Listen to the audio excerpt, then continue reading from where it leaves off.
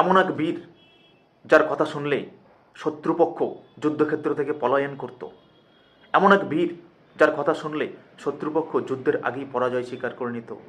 এমন এক সেনাপতি যার উপস্থিতিতে প্রত্যেকটি সেনাবাহিনীর মনোবল হাজার গুণ বেড়ে যেত, মন থেকে তাদের পরাজয়ের ভয় চলে যেত। হ্যাঁ, আপনারা ঠিকই ধরেছেন, আমি কার কথা বলছি?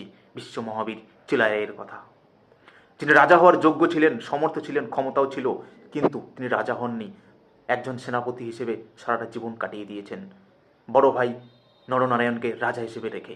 আজ মহাবীর চিলারায় তথা শুক্লধ্বজের জন্মদিনে রইল শতকোটি প্রণাম, ভক্তি ও শ্রদ্ধা।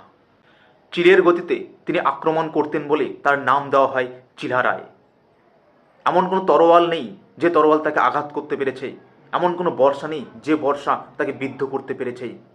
তাই তার নামে অনেক ধরনের লোককথা, অনেক লোককাহিনী প্রচলিত রয়েছে। তিনি নাকি দেবতার সন্তান, তিনি নাকি দেবতুল্য। তিনি একবার ত্রিপুরা আক্রমণ করতে গিয়ে এক রাতেই এক বন্যা কবলিত নদী পার করেছিলেন তার সমগ্র সেনাবাহিনীকে নিয়ে। নদী পার করেই তিনি পরের দিন সকাল সকাল রাজধানী আক্রমণ করেছিলেন ত্রিপুরার, যা সত্যিই এক বীরত্বের কাহিনী। কিন্তু দুর্ভাগ্যের বিষয় হলো ইতিহাসের পাতায় চিলারায়কে পাওয়া যায় না। স্কুলের পাঠ্য বইয়ের ইতিহাসে চিলারায়কে পড়ানো হয় না।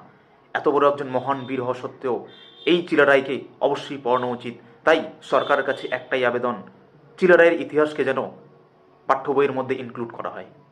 ধন্যবাদ।